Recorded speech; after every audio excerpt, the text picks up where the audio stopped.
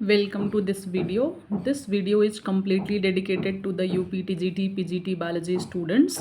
अगर आप नीट या किसी भी ऐसे एग्ज़ाम की तैयारी कर रहे हैं जिसमें बायोलॉजी सब्जेक्ट को सिलेबस में है तो भी आप ये वीडियो देख सकते हैं, क्योंकि ये जैसे कोई भी टॉपिक, जैसे इसमें मैं cell the basic unit of life discuss कर रही हूँ, तो ये इसका डिटेल्ड एक्सप्लेनेशन है। इसके बाद कुछ बचता ही नहीं है, क्योंकि यूपी टीजीटी हो या पीजीटी हो, दोनों एग्ज़ाम्स में ऑलमोस्ट 9, 10, 11, 12 सब एनसीईआरटीज़ कवर हो जाती हैं। फिर ग्रेजुएशन 1, 2, 3 मतलब पूरे तीनों साल के सब्जेक्ट आ जाएंगे। मतलब उसमें बायोलॉजी का डिटेल्ड एक्सप्लेनेशन, मास्टर्स का भी ऑलमोस्ट आ जाता है, बीएड के टाइम पे थोड़े बहुत जो टॉपिक्स हम पढ़ते हैं। तो कुल मिला के ये बायोलॉजी कोई एक चैप्टर जो इसमें डिस्कस होगा, या फिर इस तरीके की जो सीरीज चल रही है, तो उसमें जो भी चैप्टर डिस्कस होगा उसमें कम्प्लीटली डिटेल्ड एक्सप्लेनेशन होगा। उसके बाद कुछ बचता नहीं है। तो अगर बहुत बेहतरीन, बहुत डीप में अच्छे से पढ़ाई करना है तो आप ये वीडियो बिल्कुल देख सकते हैं, अगर एक आप बायोलॉजी स्टूडेंट हैं, किसी भी एग्ज़ाम की तैयारी कर रहे हैं। तो चलिए सब बिना टाइम वेस्ट किए हम सबसे पहले स्टार्ट करते हैं। ये हमारा यूनिट जो है वो है cell the basic unit of life, और ये इजी है और बहुत इम्पॉर्टेंट है, और थोड़ा लेंदी भी कह सकते हैं आप, क्योंकि काफ़ी मतलब लास्ट वीडियो में मैंने डिस्कस किया था, सारे आपको कंटेंट दिखा दिया था कि किस तरीके से हम चीज़ों को पढ़ने वाले हैं। तो इसमें हम बहुत ज़्यादा कुछ बात नहीं करेंगे। हम सबसे पहले स्टार्ट करते हैं। जब cell the unit of life हम पढ़ते हैं तो उसमें सबसे पहले आता है सेल की डिस्कवरी कौन किया है। तो सेल की डिस्कवरी में भी एक डेड सेल होगा और एक लिविंग सेल होगा।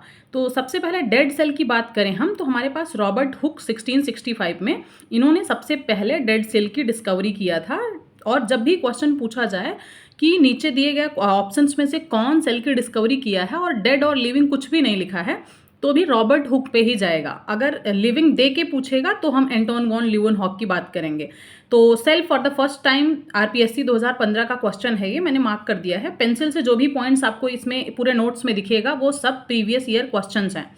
तो रॉबर्ट हुक 1665 में डेड सेल की डिस्कवरी किए थे। कैसे, ये चीज़ देखो, इन ओक ट्री, जिसको हम क्यूरकस सुबर भी कहते हैं, ये फैगेसी फैमिली का प्लांट होता है, कॉमन बॉटल कॉर्क से। और जो हमारे पास रॉबर्ट हुक हैं, इनका एक बुक है जिसको माइक्रोग्राफिया कहते हैं, और ये माइक्रोग्राफिया बुक में ही डेड सेल जो है डेड सेल के बारे में उन्होंने बात करी है। ठीक है। उसके बाद अगर हम लिविंग सेल की बात करें तो लिविंग सेल जो है, लिविंग सेल डिस्कवर किया है एंटोन वॉन ल्यूवेनहॉक ने। Anton von Leeuwenhoek discovery of the bacterial cell. Bacteria कौन सा था? रॉड शेप का बैक्टीरिया था, जिसको हम वाइल्ड एनिमल क्यूल भी कहते हैं। और इनका जो बुक है वो है the secret of the nature. जैसे हमने अभी पीछे पढ़ा कि जो रॉबर्ट हुक हैं उनका बुक है माइक्रोग्राफिया, इसी तरीके से एंटोन वॉन ल्यूवेनहॉक का जो बुक रिटन है वो उसका नाम है the secret of the nature. Question ये भी पूछा जाता है कि माइक्रोग्राफिया किसका बुक है, रॉबर्ट हुक, रॉबर्ट ब्राउन या फिर एंटोन वॉन ल्यूवेनहॉक, इसी तरीके से। तो आपको ये बुक का नाम भी याद रखना है किसका है। तो माइक्रोग्राफिया जो है वो रॉबर्ट हुक का है, और the secret of the nature Anton von Leeuwenhoek का है। तो इस चीज़ को याद रखने के लिए, अगर आपको पता है ल्यूवेनहॉक है और ये नेचर है, नेचर को हम जनरली लिविंग लेके चलते हैं, एनिमल हो या प्लांट्स हो, इस तरीके से। तो किसी तरीके से भी जैसे आप रिलेट कर सकते हैं, रिलेट करके आप इस चीज़ को याद कर सकते हैं। अब एंटोन वॉन ल्यूवेनहॉक जो है, इनको फादर ऑफ लाइट माइक्रोस्कोप भी कहा जाता है और फादर ऑफ बैक्टीरियोलॉजी भी कहा जाता है। इसी में नोट करके एक पॉइंट मेंशन किया मैंने कि इलेक्ट्रॉन माइक्रोस्कोप का जो है डिस्कवरी कौन किया है, तो नॉल एंड रस्का इसका आंसर है। और ये इंपॉर्टेंट है, याद रखना है कि इलेक्ट्रॉन माइक्रोस्कोप की डिस्कवरी नॉल एंड रस्का ने किया है। ये भी आरपीएससी पीजीटी 2015 में क्वेश्चन पूछा गया था। जिस तरीके से अभी हमने पीछे देखा कि एंटोन वॉन ल्यूवेनहॉक ने लिविंग सेल की डिस्कवरी की है, तो और बैक्टीरिया में तो और भी बहुत सारे सेल्स की डिस्कवरी एंटोन वॉन ल्यूवेनहॉक ने ही किया है। जैसे कि आरबीसी हो गया, ईस्ट हो गया, स्पर्म हो गया, एग या फिर ओवम हो गया, पॉलीएम्ब्रियो इन द सिट्रस, ये सारे के सारे सेल्स जो है सबसे पहले डिस्कवरी एंटोन वॉन ल्यूवेनहॉक ने ही किया है। आगे हम बात करते हैं स्मॉलेस्ट सेल। जब पूछा जाए विदाउट सेल वॉल, तो हमको बताना है माइकोप्लाज्मा, जो कि हम एनसीईआरटी 11, 12 में पढ़ चुके हैं। माइकोप्लाज्मा जो है ये without cell wall smallest cell कहा जाता है। इसे पीपीएलओ के नाम से भी जानते हैं, जिसका फुल फॉर्म है प्लूरो न्यूमोनिया लाइक ऑर्गेनिज्म।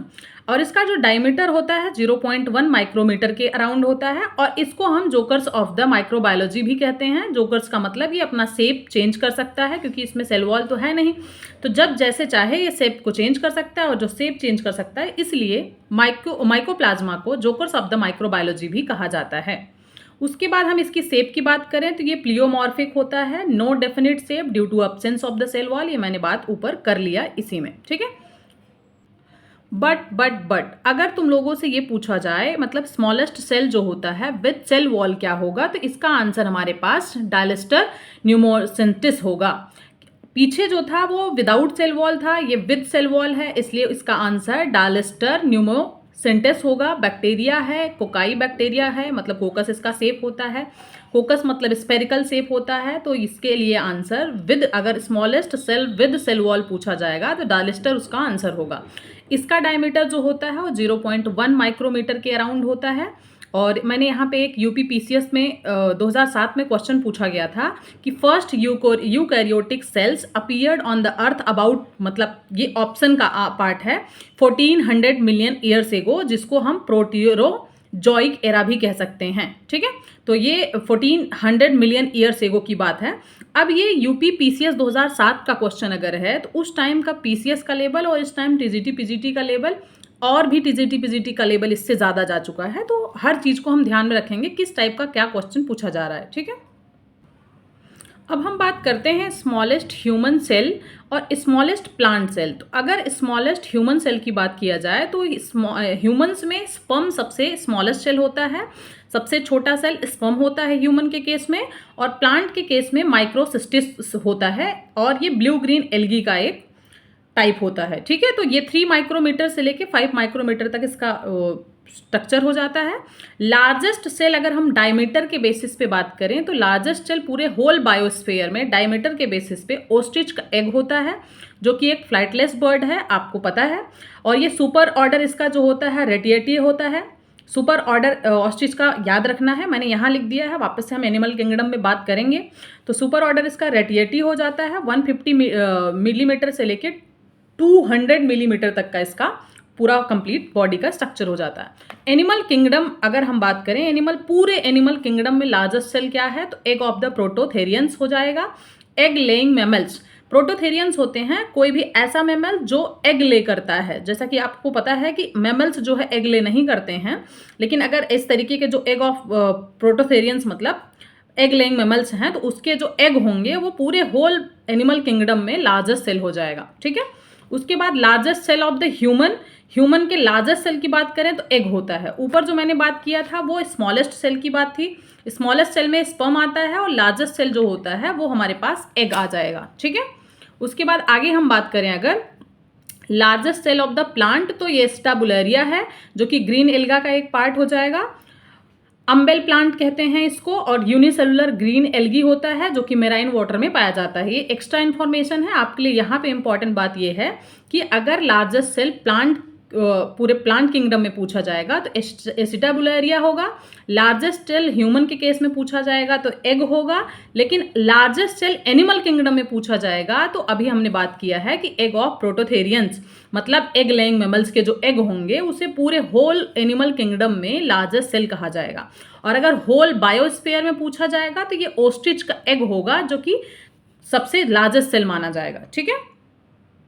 एक छोटी सी और इन्फॉर्मेशन यहाँ पे ऐड करेंगे हम कि लार्जेस्ट बैक्टीरिया अगर पूछा जाएगा तो ये थायोमार्गेरिटा जो है मैग्निफिका, ये 1 सेंटीमीटर से लेके 2 सेंटीमीटर लाइक ह्यूमन एगलेसेस, तो ये आईलेसेस की तरफ इसका जो है स्ट्रक्चर होता है, तो ये हो जाएगा लार्जेस्ट बैक्टीरिया।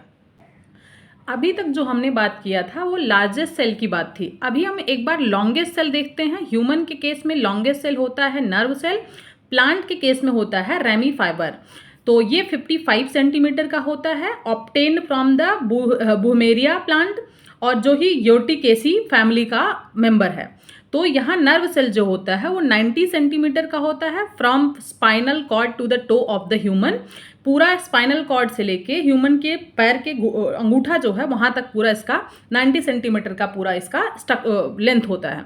तो ये लॉन्गेस्ट इसके बेसिस पे हो गया। तो ह्यूमंस के और प्लांट के केस में लॉन्गेस्ट और लार्जेस्ट दोनों बात आई होप आप लोगों को क्लियर होगी। अब हम चैप्टर के नेक्स्ट टॉपिक पे चलते हैं जो कि हमारा है सेल थ्योरी। सेल थ्योरी जो है दो साइंटिस्ट ने मिलकर दिया था, सेल्डॉन एंड सचुआन, स्वान भी कह सकते हैं इनको। 1838 में जर्मन बॉटनिस्ट सेल्डन ने प्लांट सेल बताया था कि प्लांट सेल के बारे में सिर्फ बात किया क्योंकि ये बॉटनिस्ट थे। Body of the plant made up of cell. उसके बाद ब्रिटिश जूलॉजिस्ट स्वान जो थे 1839 में प्लांट सेल और एनिमल सेल दोनों के बारे में बात किए थे। Outermost boundary of the plant cell is called cell wall and outermost boundary of animal cell is plasma membrane. Plasma membrane. इसमें एक इंपॉर्टेंट बात याद रखने की ये है कि कभी कभी क्वेश्चन पूछ लेता है कि सेल थ्योरी देने वाले जो दोनों साइंटिस्ट हैं इसमें से कौन से साइंटिस्ट जो हैं बॉटनिस्ट हैं, कौन से जूलॉजिस्ट हैं। तो आप ये बात याद रख सकते हैं कि स्वान सेल जो होता है ये एनिमल के पार्ट में आता है। स्वान सेल कहाँ आप लोगों ने पढ़ा था, याद करिएगा। उसके बाद ये ब्रिटिश जूलॉजिस्ट इसलिए हो जाएंगे, जूलॉजिस्ट मतलब एनिमल और स्वान सेल भी एनिमल में पाया जाता है। तो ये दोनों जो है रिलेट हो जाएगा और पता चल जाएगा कि स्वान जो है ब्रिटिश जूलॉजिस्ट होते हैं ना कि बॉटनिस्ट। तो उसके बाद जो बच गया सेल्डॉन, तो वो बॉटनिस्ट हो गए, ठीक है। उसके बाद इन दोनों लोगों ने मिलकर जो सेल थ्योरी दिया था, तो postulate of the cell theory जो है वो ये था कि cell is the structural and functional unit of the life. और सेल थ्योरी का जो दूसरा इंपॉर्टेंट पार्ट था, दूसरा पॉइंट था कि body of all living organism are made up of cells. Body जो है सारे ऑर्गेनिज्म का वो सेल से ही मिलके बना होता है। तो एक्सेप्शन था इसमें कि किस किस पर्टिकुलर ऑर्गेनिज्म की बॉडी जो है सेल से नहीं बना है। तो वायरसेस जो होते हैं वो असेलुलर होते हैं क्योंकि वायरस की बॉडी जो है सेल्स से नहीं बनी होती है। और वायरसेस जो होते हैं न्यूक्लियोप्रोटीन होते हैं, मतलब इसमें न्यूक्लिक एसिड जो कि डीएनए आरएनए होता है प्लस प्रोटीन से मिलकर बना है, तो इसमें सेल्स तो है नहीं। तो connecting link between living and non living, तो वायरसेस को हम लिविंग और नॉन लिविंग के बीच का एक कनेक्टिंग लिंक मानते हैं। बहुत इंपॉर्टेंट क्वेश्चन है, प्रीवियस ईयर का क्वेश्चन पूछा गया है। वायरसेस आर द, और नीचे न्यूक्लियो प्रोटीन, न्यूक्लियो लिपिड ऐसे ऐसे करके और सेलुलर ऐसे ऑप्शंस दिए गए हैं। तो वायरसेस आर असेलुलर या फिर नॉन सेलुलर। इससे हमें ये पता चलता है कि वायरस की बॉडी सेल्स से मिलकर नहीं बनी है, जबकि वायरस की बॉडी न्यूक्लियो प्रोटीन से मिलकर बना है। न्यूक्लियो मतलब होता है nucleic acid, DNA RNA and protein, ठीक है। आगे हम बात करते हैं, अगर ये एक वायरस की बॉडी है, इस तरीके से जो मैंने पूरा बना रखा है, ये पूरा अंदर जो ये एस शेप है, तो ये पूरा का पूरा न्यूक्लिक एसिड दिखा रहा है जो कि डीएनए और आरएनए है। और ये जो ऊपर की कवरिंग है ये प्रोटीन का लेयर है, जिसे हम वायरसेस के केस में प्रोटीन पार्ट को कैप्सिड कहते हैं। ये क्लास 11th की चैप्टर नंबर 2 एनसीईआरटी में वायरॉइड्स जहां आप लोगों ने पढ़ा होगा वहां पे ये बात पढ़ रखा होगा। और वायरसेस के बाद एक आता है प्रियॉन्स, जो कि सेलुलर नहीं है। एनिमल वायरसेस कहते हैं प्रियॉन्स को, और वायरॉइड्स जो होता है वो प्लांट वायरसेस है, ठीक है। सेल थ्योरी जो सेल्डॉन और स्वान ने दिया था उसका क्रिटिसिज्म किया बहुत सारे जूलॉजिस्ट एंड बॉटनिस्ट ने कि इन लोगों ने ये तो बता दिया कि जो ऑल ऑर्गेनिज्म है वो सेल से मिलके बने हैं, लेकिन इन्होंने ये नहीं बताया कि जो सेल है हाउ न्यू सेल्स अराइज, नई सेल बनती कैसे है।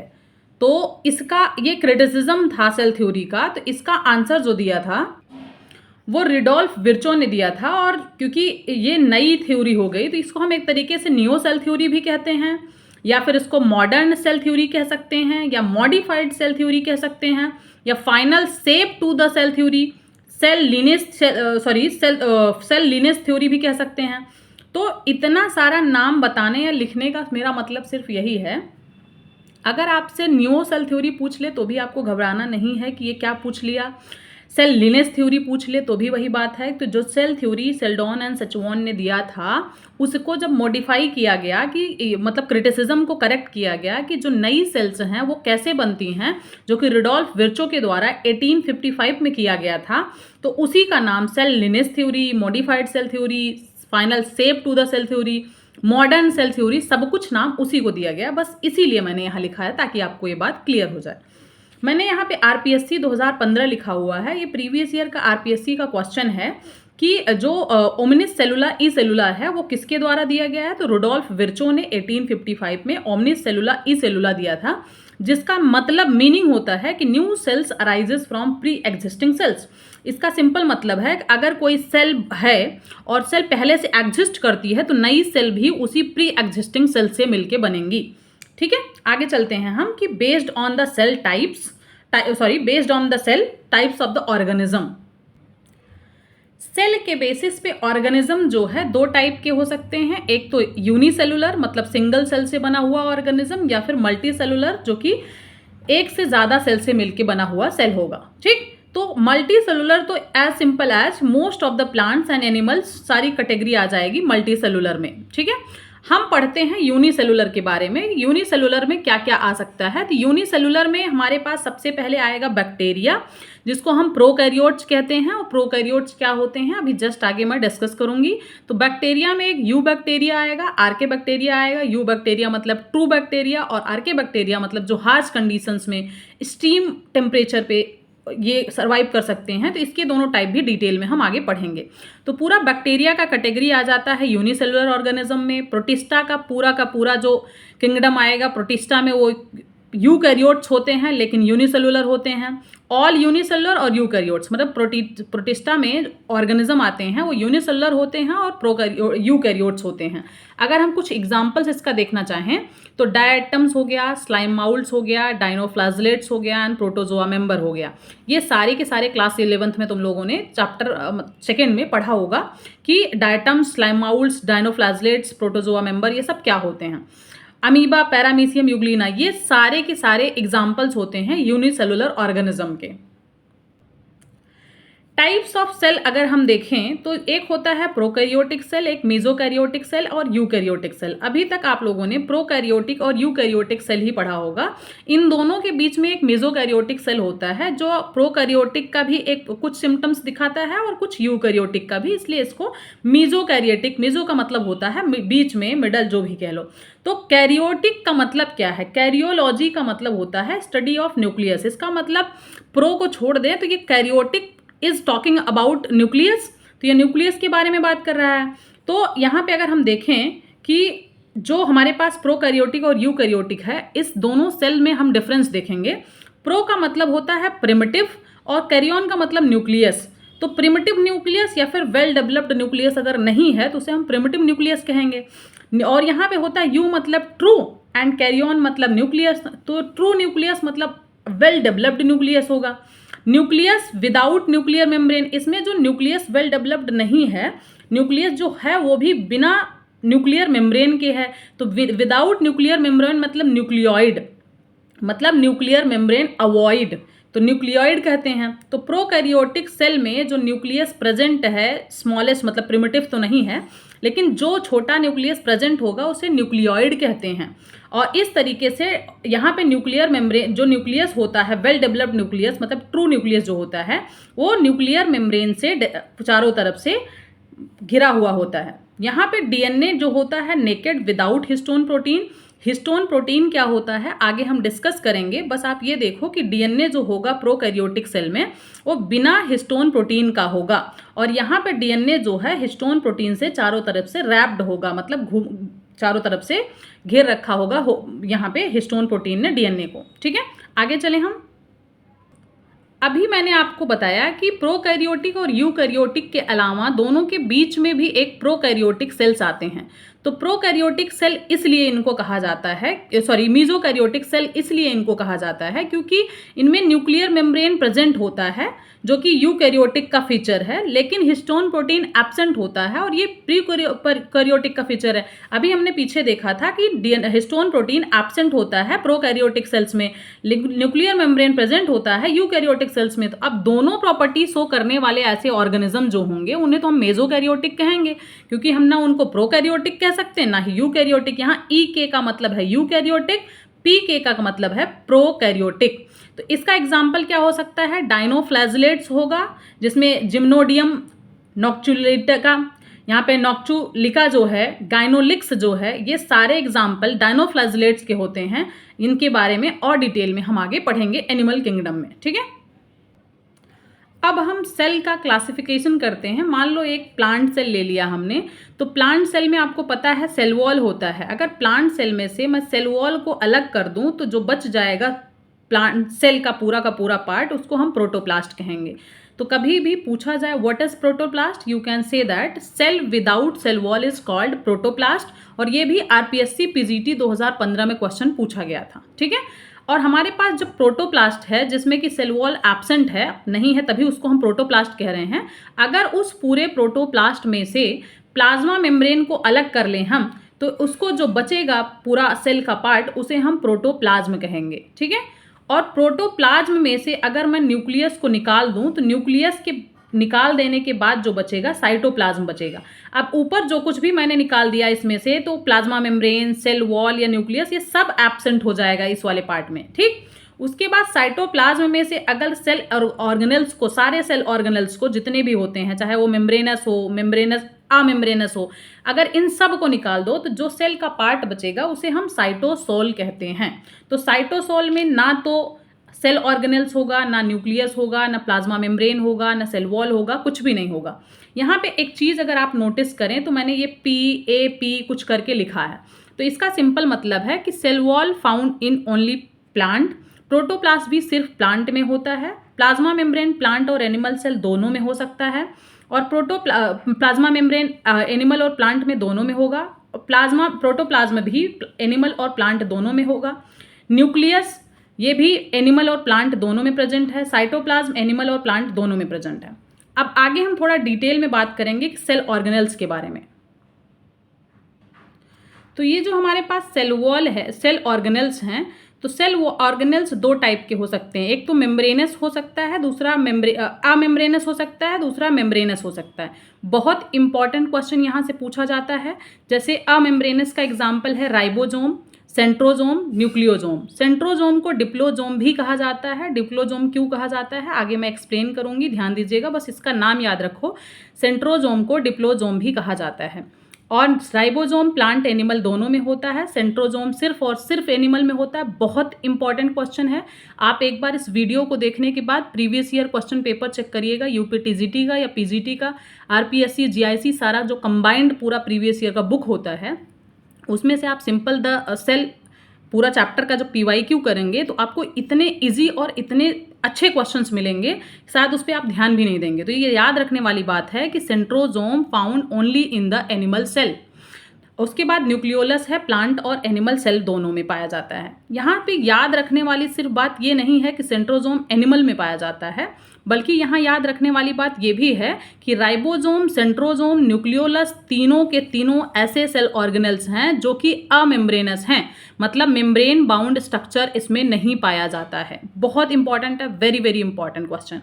उसके बाद हम चलते हैं मेम्ब्रेनस वाले पार्ट पे कि जो अगर मेम्ब्रेनस सेल ऑर्गेनेल्स होंगे तो क्या होगा। तो मेम्ब्रेनस होंगे तो उसमें एक तो डबल मेम्ब्रेन हो सकता है, दूसरा सिंगल मेम्ब्रेन हो सकता है। तो डबल मेम्ब्रेन वाले भी वैसे ही इंपॉर्टेंट है जैसे कि अमेम्ब्रेनस। यहाँ पे डबल मेम्ब्रेन वाले में आ जाएगा न्यूक्लियस, माइटोकॉन्ड्रिया और प्लास्टिड्स। ये तीन ऐसे सेल ऑर्गेनेल्स हैं जो कि डबल मेम्ब्रेनस हैं, और राइबोसोम, सेंट्रोसोम, न्यूक्लियोलस ये ऐसे तीन ऑर्गेनेल्स हैं जो कि अमेम्ब्रेनस हैं। इसमें मेम्ब्रेन नहीं प्रेजेंट है, इसमें मेम्ब्रेन दो प्रेजेंट है। और सिंगल मेम्ब्रेन वाले में बहुत सारे सेल ऑर्गेनेल्स आ जाएंगे, जैसे कि गोल्गी बॉडी, उसके बाद lysosome, endoplasmic reticulum, vacuoles, cytoskeleton, microbodies, ये सब आ जाएंगे। और यहाँ पर भी जो मैंने PA और AA कर रखा है, इन सब का A का मतलब एनिमल और P का मतलब प्लांट है। यहाँ पे एक और चीज़ मैंने मेंशन किया है कि जो प्लास्टिड होता है वो सिर्फ और सिर्फ प्लांट में पाया जाता है। ये सारी बातों को ध्यान आप लोगों को देना है कि प्लास्टिड सिर्फ प्लांट में, सेंट्रोसोम सिर्फ एनिमल में पाया जाता है। यहाँ पे बहुत इंपॉर्टेंट क्वेश्चन एक और है कि लाइजोसोम सिर्फ प्लांट में पाया जाता है। आप पूरा एनिमल प्लांट लिखना चाहें तो लिख सकते हैं, मैंने बस मेंशन कर दिया है जो बात समझ में आ सकती है। वैसे यहाँ एक और नोट करके मैंने पॉइंट लिखा है कि प्रोकैरियोटिक में इंक्लूजन बॉडीज जो होता है उसे भी अमेम्ब्रेनस कहा जाता है।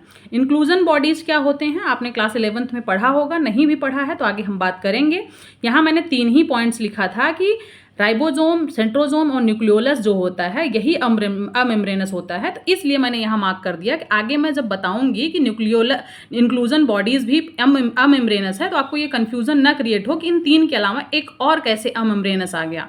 तो इसलिए यहाँ पे चीज़ों को याद रखो कि प्रोकैरियोटिक सेल्स में इंक्लूजन बॉडीज अमेम्ब्रेनस सेल ऑर्गेनेल्स में आती हैं।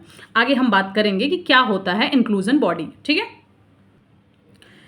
साइटोस्केलेटन को और डिटेल में अब हम देखते हैं कि साइटोस्केलेटन होता क्या है। पीछे मैंने अभी साइटोस्केलेटन का एग्जांपल दिया था जो कि मेम्ब्रेनस नहीं होता है, सिंगल सेल मेम्ब्रेनस होता है, इसमें एक मेम्ब्रेन प्रेजेंट होता है। प्लांट और एनिमल दोनों में प्रेजेंट होता है। पी और ए का फुल फॉर्म मैंने यहाँ लिख दिया ताकि आपको कंफ्यूजन ना क्रिएट हो। साइटोस्केलेटन पीछे एक सेल ऑर्गेनेल्स हमने पढ़ा और ये सेल ऑर्गेनेल्स जो है ये सिंगल मेम्ब्रेन से घिरा होता है। तो साइटोस्केलेटन में तीन पार्ट आते हैं, एक होता है माइक्रोट्यूब्यूल्स, दूसरा होता है माइक्रोफिलामेंट, तीसरा होता है इंटरमीडिएट फिलामेंट। मतलब ये तीन चीज जब मिलेंगे तब जाके साइटोस्केलेटन बनेगा। तो उसके बाद हम थोड़ा सा अभी और डिटेल में बात करेंगे हम साइटोस्केलेटन पे। अभी हम आगे देखते हैं कि माइक्रोबॉडीज क्या होती हैं। माइक्रोबॉडीज होता है इन तीन चीजों को मिला के बनने वाला एक सेल ऑर्गेनेल। ग्लायोक्सिजोम, यहाँ ग्लायोजोम हो जाएगा जो कि सिर्फ प्लांट में पाया जाता है। उसके बाद स्पोरोजोम हो जाएगा, उसके बाद पैरोक्सिजोम हो जाएगा। पैरोक्सिजोम का स्पेलिंग शायद वाई होगा, मैंने आई लिख दिया है, नहीं वाई लिखा है। तो पैरोक्सिजोम हो जाएगा। जो यहाँ पे ग्लायोक्सिजोम है ये सिर्फ प्लांट में पाया जाता है और जहाँ कहीं पर भी एक्सेप्शन है कि ये सिर्फ प्लांट में है या ये सिर्फ एनिमल में है वो इंपॉर्टेंट है, हर बार मैं बोलूँ या ना बोलूँ। तो ग्लायोक्सिजोम जो है सिर्फ प्लांट में पाया जाता है, माइक्रोबॉडीज का एक टाइप है। स्पेरोजोम जो है इसे ये भी सिर्फ प्लांट में पाया जाता है, इसे प्लांट लाइजोम भी कहा जाता है, लाइजोजोम भी कहा जाता है। और पैरोक्सिजोम जो है प्लांट और एनिमल दोनों में पाया जाता है। In animal peroxisome present mostly in the urinary system. अगर किसी एनिमल में पैरोक्सिजोम जो कि माइक्रोबॉडीज का टाइप्स है या पार्ट है ये प्रेजेंट होगा तो ये एनिमल के सिर्फ यूरिनरी सिस्टम में प्रेजेंट होता है। इसीलिए एनिमल में पैरोक्सिजोम को यूरिकोजोम भी कहा जाता है। बहुत ज़्यादा इंपॉर्टेंट क्वेश्चन है, पूछा जाता है यूरिकोजोम क्या होता है। तो हमको पता होना चाहिए कि माइक्रोबॉडीज के जो तीन टाइप्स हैं ग्लायोक्सिजोम, स्पेरोजोम और पैरोक्सिजोम, तो उसमें पैरोक्सिजोम जो कि एनिमल में प्रेजेंट होता है, मात्र ये एक ऐसा माइक्रोबॉडीज है जो एनिमल में प्रेजेंट होता है। तो ये सिर्फ यूरिनरी सिस्टम वाले एरिया में प्रेजेंट होता है, इसलिए यूरिनरी सिस्टम से यूरिकोजोम बन गया है, इसको यूरिकोजोम कहते हैं सिर्फ और सिर्फ एनिमल के केस में। जब मैं पीछे डिस्कस कर रही थी कि जो हमारे पास सेंट्रोजोम होता है ये सिर्फ एनिमल में प्रेजेंट होता है, और मैंने आपको ये भी बताया कि सेंट्रोजोम जो है ये सिर्फ और सिर्फ एनिमल में प्रेजेंट होने के साथ साथ इसको डिप्लोजोम भी कहा जाता है, और अमेम्ब्रेनस है, और डिप्लोजोम भी कहा जाता है। तो डिप्लो मतलब दो, डिप्लो का मतलब दो होता है। तो इसको एक्सप्लेन करने के लिए मैंने यहाँ लिया है। मान लो ये पूरा का पूरा सेल का मटेरियल है, उसके बीच में यहाँ प्रेजेंट है सेंट्रोजोम। तो यहाँ पे एक इस तरीके से सेंट्रोजोम प्रेजेंट है वर्टिकली और एक हॉरिजॉन्टली। तो इसी तरीके से जो वर्टिकली प्रेजेंट है उसे प्रॉक्सिमल सेंट्रोजोम या फिर पीसी कहते हैं, और जो हॉरिजॉन्टल है इसे डिस्टल सेंट्रोजोम डीसी कहते हैं। ये सब कुछ जो इधर है साइटोप्लाज्म है, तो पीसी और डीसी को और साइटोप्लाज्म सब कुछ मिला के हम इसको सेंट्रोजोम या डिप्लोजोम कहते हैं। तो अगर कभी पूछा जाए कि जो प्रॉक्सिमल सेंट्रोजोम है और डिस्टल सेंट्रोजोम है ये एक दूसरे के साथ किस तरीके से लाई होते हैं, कैसे सिचुएटेड होते हैं, तो हम कह सकते हैं ये हमेशा एक दूसरे के परपेंडिकुलर होते हैं, या फिर हम कह सकते हैं राइट एंगल मतलब 90 डिग्री या 90 डिग्री पे होते हैं, कुछ भी बोल सकते हैं। तो ये भी बहुत इंपॉर्टेंट क्वेश्चन है, कैसे लिखा है मैंने, क्या लिखा है उस पर मत ध्यान दीजिए, आप अपने बस नॉलेज की चीज़ यहाँ से लीजिए, बस परेशान मत होइए। तो यहाँ पे प्रॉक्सिमल सेंट्रोजोम और डिस्टल सेंट्रोजोम ये एक दूसरे के परपेंडिकुलर होते हैं, या फिर राइट एंगल पे होते हैं, या फिर 90 डिग्री के एंगल पे होते हैं। सेंट्रोजोम जो है ये एब्सेंट होता है एनिमल के केस में भी, कहाँ ओवम में और न्यूरॉन में। मतलब ये हुआ कि अभी हमने पढ़ा कि जो हमारा सेंट्रोजोम होता है और ये सिर्फ एनिमल में प्रेजेंट होता है, लेकिन एनिमल के केस में भी ओवम और न्यूरॉन में सेंट्रोजोम एब्सेंट होता है। बहुत इंपॉर्टेंट बात है, जब कभी भी कोई एक्सेप्शन वाली चीज आ जाती है तो वो बात याद रखना आपका परम कर्तव्य बनता है। अब हम बात करते हैं प्लास्टिड्स की। प्लास्टिड्स जैसा कि आप सबको पता है सिर्फ और सिर्फ प्लांट में पाया जाता है, मतलब ओनली इन द प्लांट्स। तो इसके 3 टाइप्स होते हैं, एक होता है क्लोरोप्लास्ट, दूसरा होता है क्रोमोप्लास्ट, तीसरा होता है ल्यूकोप्लास्ट। तो मैं इसमें जो कलर दिया हुआ है ये याद रखना इंपॉर्टेंट है। तो मैं सिंपल सा इसका ट्रिक एक छोटा सा बताऊं, ट्रिक इन द सेंस, आपको पता है कि क्लोरोप्लास्ट मतलब क्लोरोफिल, और आपने बचपन से पढ़ा है कि फोटोसिंथेसिस में क्लोरोफिल काम आता है, और क्लोरोफिल सिर्फ ग्रीन पार्ट्स में प्रेजेंट होता है प्लांट के। तो इसका मतलब क्लोरोप्लास्ट जो है presence of chlorophyll green colour का होगा। तो क्लोरोप्लास्ट ग्रीन कलर का हो गया क्योंकि इसमें क्लोरोफिल प्रेजेंट है। और दूसरी बात कैसे याद होगी, मतलब क्रोमोप्लास्ट और ल्यूकोप्लास्ट, वो ऐसे याद होगा अगर आपको पता हो कि जो हमारा ब्लड सेल होता है, ब्लड सेल्स में जो WBC होती है, वाइट ब्लड सेल्स जो होते हैं, उसे ल्यूकोसाइट्स कहा जाता है। तो ल्यूको का मतलब होता है कलरलेस, तो इसी तरीके से ल्यूको मतलब कलरलेस। कलरलेस मतलब कि ये कलरलेस होगा और सिर्फ स्टोरेज के लिए काम आता है, सिर्फ स्टोरेज के लिए काम आता है, कोई भी कलर। ल्यूको मतलब कलरलेस और क्लोरो मतलब ग्रीन कलर। तो बचा क्रोमोप्लास्ट, और क्रोमोप्लास्ट का भी कोई स्पेशल कलर नहीं है, लेकिन आपको ये याद रखना है कि वेरिएबल कलर, मतलब ये कलर वेरी करता रहता है सिचुएशन के अकॉर्डिंग, ठीक है। तो अभी तक हमने पढ़ा कि प्लास्टिड जो होता है एक सेल ऑर्गेनेल है, और प्लास्टिड जो है डबल मेम्ब्रेनस सेल ऑर्गेनेल है, और प्लास्टिड जो है सिर्फ प्लांट में प्रेजेंट होता है। प्लास्टिड जो है क्लोरोप्लास्ट, क्रोमोप्लास्ट, ल्यूकोप्लास्ट 3 पार्ट में डिवाइडेड है। क्लोरो मतलब ग्रीन कलर का, ल्यूको मतलब कलरलेस, क्रोमो मतलब बहुत सारे कलर, ठीक है।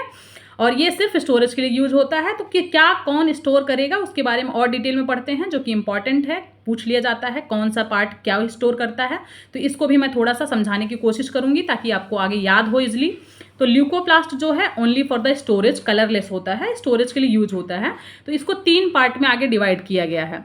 ल्यूकोप्लास्ट के 3 पार्ट्स हो गए। एक तो हमारे पास होता है एलुरोप्लास्ट, या फिर इसको प्रोटीनोप्लास्ट कहते हैं। अगर इसका नाम सिर्फ प्रोटीनोप्लास्ट होता तो बहुत इजी हो जाता याद करना कि ये प्रोटीन को स्टोर करता है, क्योंकि इसको एलुरोप्लास्ट भी कहते हैं। तो दोनों नाम अगर आपको याद रहे तो बहुत अच्छी बात है, आप याद कर सकते हैं कि प्रोटीनोप्लास्ट, एलुरोप्लास्ट दोनों सेम बात है, और ये प्रोटीनोप्लास्ट का ही नाम एलुरोप्लास्ट है, तो प्रोटीन ही स्टोर करेगा ये। उसके बाद हमारे पास दूसरा दिया है अमाइलोप्लास्ट। अमाइलो जो प्लास्ट जो है वो स्टार्च को स्टोर करता है। अमाइलेज आपने पढ़ा होगा, स्टार्च का टाइप होता है, तो आपको ये भी याद करने में बहुत मुश्किल नहीं होगा, ये स्टार्च का पार्ट है। आगे हम बात करते हैं कि एलिनोप्लास्ट जो है इसे लिपिडोप्लास्ट कहते हैं। अगर इसका भी नाम सिर्फ लिपिडोप्लास्ट होता, लिपिड होता, तो हम डायरेक्ट क्या कर सकते थे कि ऑयल और फैट को स्टोर करता होगा, लेकिन इसका नाम एलिनोप्लास्ट भी है। तो एक चीज़ मैं थोड़ा सा आपको बताऊं, छोटा सा ट्रिक। एलिनोप्लास्ट में एक है OIL, तो अगर OIL को हम लिखें OIL तो इसको हम ऑयल कहते हैं। तो ऑयल कहाँ आता है, और एलिनोप्लास्ट या फिर लिपिडोप्लास्ट में, तो ऑयल एलिनोप्लास्ट। तो इससे हमें पता चल गया कि एलिनोप्लास्ट में जो है सिर्फ और सिर्फ ऑयल और फैट हो सकता है। अगर लिपिडोप्लास्ट दे तो बहुत अच्छी बात है। वैसे एलिनोप्लास्ट या फिर एलुरोप्लास्ट लिख के नाम देता है, प्रोटीनोप्लास्ट और लिपिडोप्लास्ट नहीं देता है, क्योंकि सबके पास कॉमन सेंस है, यूज करके अपने आप जो नहीं भी पढ़ा होगा वो भी कर देगा कि लिपिडोप्लास्ट में ऑयल और फैट आएगा, ठीक है। तो मुझे जहाँ तक लगता है कि बहुत इजी होगा याद करना कि OIL एलिनोप्लास्ट में ऑयल अपने आप है, तो इसलिए स्टोर करेगा ऑयल और फैट को, ठीक है। और यहाँ पे जो बच गया मतलब क्योंकि अमाइलेज से पता है कि एमाइलोपेक्टिन ये सब हमने पढ़ा है स्टार्च के पार्ट में, तो स्टार्च करेगा। तो अगर एलिरोप्लास्ट भी पूछ ले तो ये प्रोटीन का ही पार्ट होगा, ये बच गया तो, ठीक है। अब हम चलते हैं वैक्यूल्स की तरफ पे। वैक्यूल भी एक सेल ऑर्गेनेल है जो हमारे सेल्स में प्रेजेंट होता है। ये एनिमल में भी प्रेजेंट होता है, प्लांट में भी प्रेजेंट होता है, लेकिन डिफरेंस है कि एनिमल में बहुत स्मॉल होता है, प्लांट में लार्जर वैक्यूल एंड सेंट्रल। पहली बात तो लार्ज वैक्यूल प्रेजेंट होगा, दूसरा सेंटर पे प्रेजेंट होगा। कम से कम जो हमारा प्लांट सेल होगा उसमें 90% स्पेस प्लांट में ये पूरा का पूरा वैक्यूल्स कवर कर लेता है, ठीक है। और हमारे पास जो वैक्यूल होता है, वैक्यूल्स अगर ऐसे प्रेजेंट है तो उस पर एक मेम्ब्रेन होगा। तो वैक्यूल्स के प्लाज्मा मेम्ब्रेन को टोनोप्लास्ट कहते हैं। प्लांट सेल के अंदर वैक्यूल्स जो प्रेजेंट होगा उसके चारों तरफ जो प्लाज्मा मेम्ब्रेन प्रेजेंट होगा उसे हम टोनोप्लास्ट कहते हैं। बहुत इंपॉर्टेंट क्वेश्चन है, बहुत ज़्यादा इंपॉर्टेंट क्वेश्चन है। जो भी मैं बोल रही हूँ इंपॉर्टेंट क्वेश्चन है। आप एक बार वीडियो को देख के एक बार PYQs देखिए, आपको पूरा भरोसा होगा कि मतलब जो बोला है वो इंपॉर्टेंट है, ठीक है। हम थोड़ा सा डिटेल में समझने की कोशिश करते हैं कि प्लांट सेल में वैक्यूल्स कैसे प्रेजेंट होता है। मान लेते हैं ये एक प्लांट सेल है, तो ये जो पिंक कलर से मैंने ड्रॉ कर रखा है ये हमारे पास वैक्यूल्स है। पूरा का पूरा अगर स्पेस देखें अप्रॉक्सीमेटली 90% कहा जाता है, तो 90% स्पेस पूरा वैक्यूल्स ने कवर कर रखा है। और मैंने यहाँ ये भी मेंशन कर दिया है कि वैक्यूल्स के प्लाज्मा मेम्ब्रेन को टोनोप्लास्ट कहते हैं, क्योंकि पूरा सेंट्रल पार्ट जो है वह वैक्यूल्स ले लिया है, तो बचे हुए जो पार्ट हैं उसी पे हमको साइटोप्लाज्म, न्यूक्लियस सब कुछ ड्रॉ करना पड़ेगा। तो साइटोप्लाज्म और न्यूक्लियस जो होते हैं वो पेरिफेरल होते हैं in case of plant cell due to presence of large vacuole in the centre. ठीक है, तो क्योंकि ये कंडीशन जो है कि साइटोप्लाज्म और न्यूक्लियस पेरिफेरी पे प्रेजेंट होंगे, this condition is called primordial utricle. Primordial utricle क्या होता है कि प्लांट सेल में वैक्यूल्स लार्ज मतलब शेप में, लार्ज साइज में प्रेजेंट होता है, सेंटर पे प्रेजेंट होता है, तो स्पेस जो बचता है वो पेरिफेरी पे बचता है। तो साइटोप्लाज्म हो, न्यूक्लियस हो या भी कोई भी सेल ऑर्गेनल प्लांट का, वो पेरिफेरी पर लोकेटेड होगा। तो ऐसी कंडीशन को हम प्रीमोर्डियल यूट्रिकल कहते हैं। और यहाँ पे जो हमारे पास ये वैक्यूल्स है, वैक्यूल्स के अंदर जो साइटोप्लाज्म होता है, तो cytoplasm of vacuole is called cell sap. अगर आपने कहीं पढ़ा था सेल सैप वर्ड, तो सेल सैप का मतलब होता है कि वैक्यूल्स के अंदर का साइटोप्लाज्म। ठीक है, अब इन सब चीज़ों के बारे में हम पढ़ने के बाद थोड़ा डिटेल में देखते हैं कि प्रोकैरियोटिक सेल का क्या मतलब है। अभी हमने पीछे बात किया प्रोकैरियोटिक, प्रो मतलब primitive, nucleus without nuclear membrane होगा। न्यूक्लियस पहली बात तो छोटा होगा और बिना किसी न्यूक्लियर मेम्ब्रेन के होगा। न्यूक्लियर मेम्ब्रेन न होना, मैंने बोला था nucleoid, nucleus avoid nuclear membrane, या फिर प्रोकैरियोटिक सेल में जो न्यूक्लियस होगा उसे न्यूक्लियोइड कहेंगे या फिर इंसिपिएंट न्यूक्लियस भी कह सकते हैं। तो ये दोनों वर्ड याद रखना कि प्रोकैरियोटिक के केस में न्यूक्लियस को हम इंसिपिएंट न्यूक्लियस या फिर न्यूक्लियोइड कहते हैं। उसके बाद हमारे पास जो डीएनए होता है, नेकेड डीएनए होगा। नेकेड डीएनए का मतलब होता है कि इसमें हिस्टोन प्रोटीन नहीं प्रेजेंट है, हम पीछे बात कर चुके हैं। All membrane bound cell organelle absent, मतलब जो भी मेम्ब्रेन बाउंड सेल ऑर्गेनेल्स होते हैं सब एब्सेंट होते हैं एक्सेप्ट राइबोसोम। हमने पीछे पढ़ा था राइबोसोम भी एक मतलब सेल ऑर्गेनेल है। तो राइबोसोम प्रोकैरियोट्स में भी प्रेजेंट होता है और यूकैरियोट्स में भी प्रेजेंट होता है, लेकिन जो राइबोसोम प्रोकैरियोट्स में प्रेजेंट होगा वो 70S होगा, यूकैरियोट वाला 80S होता है। और 80S और 70S का क्या मतलब है आगे हम डिटेल में बात करेंगे। तो ये अमेम्ब्रेनस बाउंड स्ट्रक्चर है, तो मतलब मेम्ब्रेन बाउंड स्ट्रक्चर का मतलब मैं सिंपल अगर कहूँ कि सारे के सारे सेल ऑर्गेनेल्स एब्सेंट होते हैं, सिर्फ एक सेल ऑर्गेनेल प्रेजेंट होता है जो कि है राइबोसोम, और ये अमेम्ब्रेनस स्ट्रक्चर है, हमने पीछे डिस्कस कर लिया। 70S राइबोसोम प्रोकैरियोट्स में प्रेजेंट होंगे, ये भी बात याद रखने की है। आगे हम बात करते हैं कि in prokaryotic cell there is no compartmentalisation of the cell. Prokaryotic cell में सेल के अंदर कोई कंपार्टमेंटलाइजेशन नहीं होता, कोई डिफरेंशिएशन नहीं होता है कि क्या चीज़ प्रेजेंट है क्या नहीं प्रेजेंट है। तो ये हो गया। प्रोकैरियोट्स में किंगडम मोनेरा आ जाता है, मतलब किंगडम मोनेरा जिसमें हम सारे बैक्टीरिया के बारे में पढ़ते हैं, हमने पीछे डिस्कस किया था कि किंगडम मोनेरा में हम बैक्टीरिया के बारे में पढ़ते हैं, तो पूरा किंगडम मोनेरा जो है वो प्रोकैरियोट्स हो जाएगा। हमने ये भी बात किया था पीछे कि बैक्टीरिया को हम यू बैक्टीरिया और आर्के बैक्टीरिया के दो टाइप में डिवाइड करते हैं, और जो यू बैक्टीरिया होता है उसे हम ट्रू बैक्टीरिया कहते हैं, और जो आर्के बैक्टीरिया होता है वो एक्सट्रीम कंडीशन में प्रेजेंट होता है, इसलिए इसको हम एक्सट्रीमोफाइल्स भी कहते हैं। तो क्यों एक्सट्रीमोफाइल्स कहते हैं? क्योंकि एक्सट्रीम कंडीशन जहाँ बहुत ज़्यादा गर्म या बहुत ज़्यादा ठंडा, ऐसी जगह जहाँ हम नहीं सर्वाइव कर सकते वहाँ पर भी सर्वाइव कर जाता है, इसलिए इसको एक्सट्रीमोफाइल्स कहते हैं। एग्जाम्पल हम कहें तो एट हाई टेम्परेचर सैलिनिटी, अगर बहुत ज़्यादा सैलिनिटी है मतलब सॉल्ट बहुत ज़्यादा प्रेजेंट है, मार्सी एरिया है, तो वहाँ पर भी ये सर्वाइव कर सकता है, इसलिए इसको एक्सट्रीमोफाइल्स कहते हैं, आर्के बैक्टीरिया कहते हैं। और यू का मतलब होता है, जैसे हमने यूकैरियोटिक में भी देखा कि यू मतलब ट्रू, तो इसी तरीके से यू बैक्टीरिया मतलब ट्रू बैक्टीरिया, प्रेजेंट एवरीवेयर, ये हर जगह प्रेजेंट होते हैं। सेल वॉल मेडअप ऑफ पेप्टाइडोग्लाइकेंस, जो हमारे पास यू बैक्टीरिया है उसमें जो सेल वॉल प्रेजेंट होगा वो पेप्टाइडोग्लाइकेंस बना होता है, इसे म्यूरिन भी कहते हैं। पेप्टाइडोग्लाइकेंस को म्यूरिन कहते हैं, MUREIN, या इसको और क्या कह सकते हैं, पेप्टाइडोग्लाइकेंस किस चीज़ से बना है, नैग और नैम से, NAG/NAM। ये क्या होता है इसको डिटेल में हम और आगे बात करेंगे, ठीक है, बायोमोलिक्यूल्स में कि नैग और नैम क्या है। तो पेप्टाइडोग्लाइकेंस या फिर म्यूरिन से मिलके बना होता है सेल वॉल किसका, यू बैक्टीरिया का। ठीक है, आगे चलते हैं। जो यू बैक्टीरिया होता है उसके 4 डिफरेंट शेप्स हो सकते हैं। कोकाई मतलब कोकस, बैसिलस मतलब बैसिली मतलब बैसिलस, स्पेरुलम मतलब स्पायरल शेप, विब्रियो मतलब कॉमा शेप।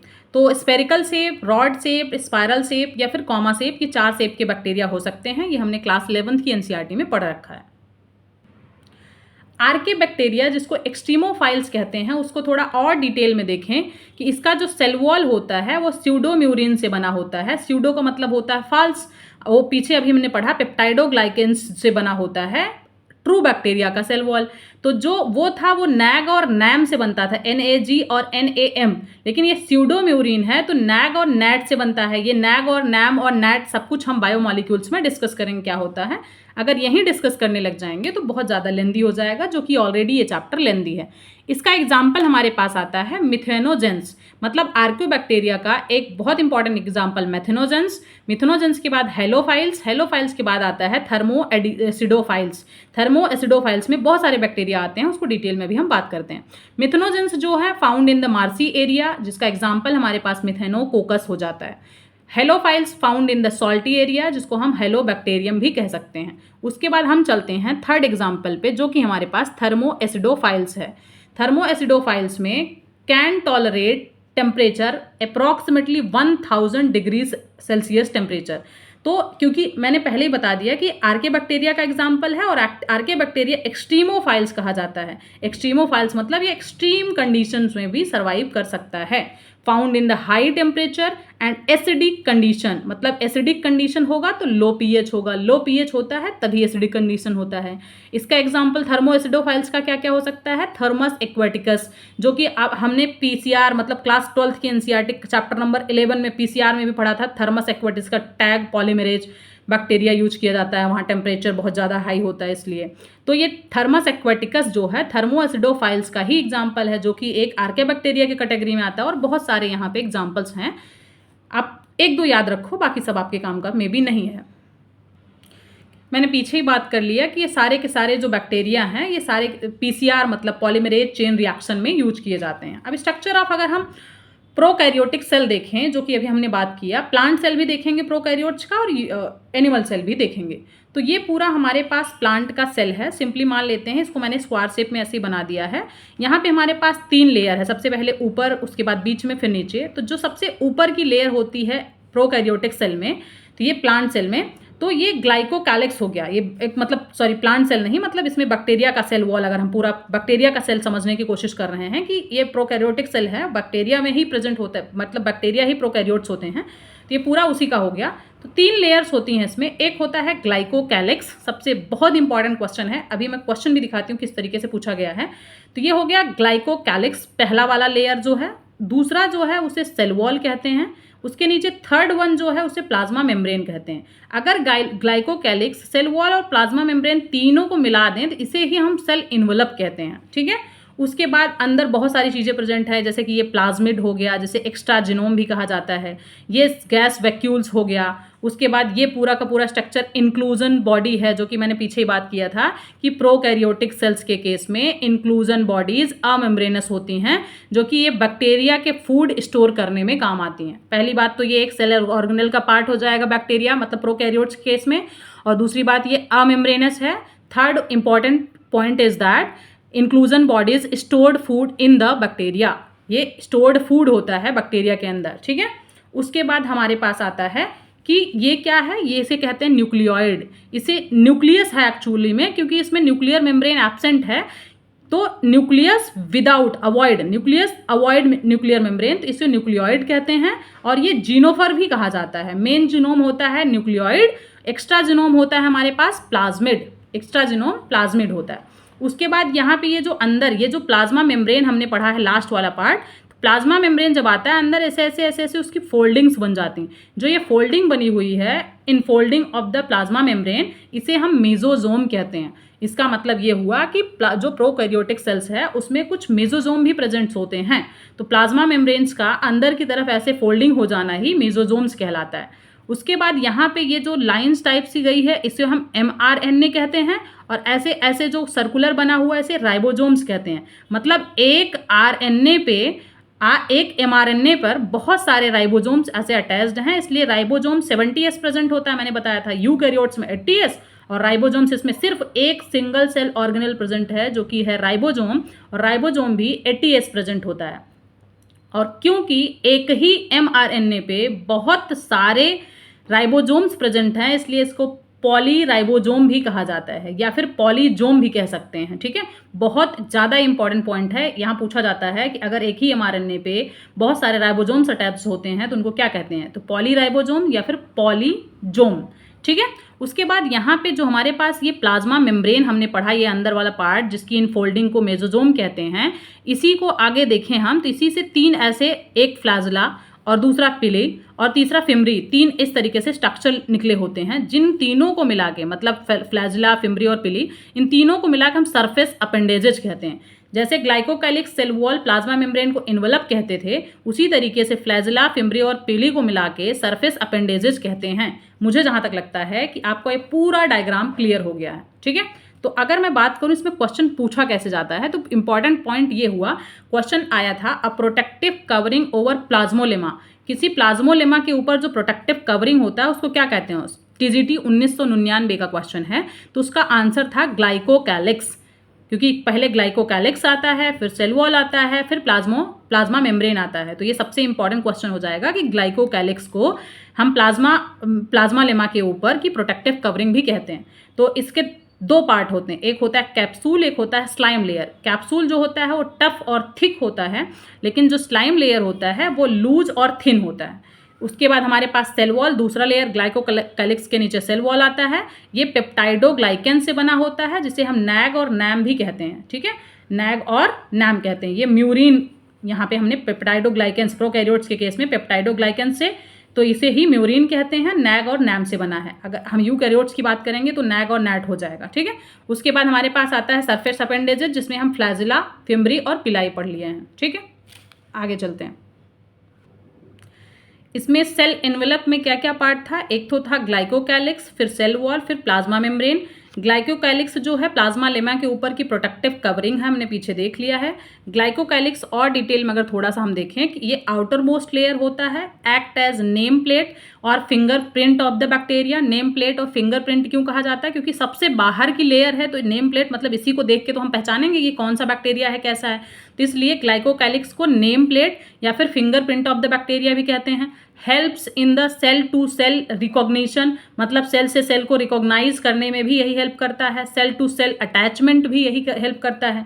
अब आगे हम सेल वॉल को देखते हैं डिटेल में। तो सेल वॉल जो होता है मेडअप ऑफ पेप्टाइडोग्लाइकेंस, जिसे म्यूरिन भी कहते हैं, नैग और नैम से बना होता है। 2 से 3 बार यही सेम बात मैं रिपीट कर चुकी हूँ। इसमें जो बॉन्ड प्रेजेंट होता है वो बीटा 1,4 ग्लाइकोसिडिक बॉन्ड होता है। ये सारी बातें जो कि पेप्टाइडोग्लाइकेंस क्या है, नैग और नैम क्या है, कौन से बॉन्ड्स प्रेजेंट होते हैं, बायोमोलिक्यूल्स में फिर से डिस्कस होगा। बस अभी आप याद रखो कि यहाँ पे जो भी यहाँ सेल वॉल है वो नैग और नैम से बना है, और नैग और नैम क्या होते हैं उसे बायोमोलिक्यूल्स में हम डिस्कस करेंगे। फिर आता है plasma membrane, made up of lipid and protein. ये जो प्लाज्मा मेम्ब्रेन होता है, ग्लाइकोकैलिक्स के नीचे सेल वॉल के नीचे प्लाज्मा मेम्ब्रेन, और ये प्रोटीन्स या लिपिड्स से बना होता है। हमने सरफेस अपेंडेजेस में 3 पार्ट पढ़ा था, फ्लैजिला, पिली और फिम्बरी। तो फ्लैजिला जो होता है लोकोमेट्री स्ट्रक्चर होता है, मेड अप ऑफ फ्लैजलिन प्रोटीन, क्योंकि ये फ्लैजिला जो है लोकोमेट्री है। फ्लैजिला से फ्लैजलिन प्रोटीन याद रखना इंपॉर्टेंट है कि ये फ्लैजलिन प्रोटीन से बना होता है। फिर हमारे पास आता है पिली, और ये पिलाई जो है वो नॉन लोकोमेट्री स्ट्रक्चर है, और ये पिलीन प्रोटीन से बना है, जो कि कॉन्जुगेशन में हेल्प करता है। कॉन्जुगेशन मतलब मान लो ये एक सेल है, ये दूसरा सेल है, एक दूसरे के साथ ये मिलना चाहें जैसे इस तरीके से, तो एक सेल यहाँ से थोड़ा सा ब्रेक होती है ऊपर से, दूसरा भी एक दूसरे के साथ यहाँ पे conjugation tube to the transfer genetic material. एक सेल से दूसरे सेल में जेनेटिक मटेरियल ट्रांसफर करने के लिए यहाँ पे कॉन्जुगेशन ट्यूब फॉर्म कर देती हैं। तो ये पिलाई का फॉर्मेशन मतलब पिलाई का फंक्शन हो गया नॉन लोकोमेट्री, और ये हेल्प इन द कॉन्जुगेशन। ठीक है, उसके बाद लास्ट था कि हमारे पास फिम्बरी क्या होता है, ये भी नॉन लोकोमेट्री है।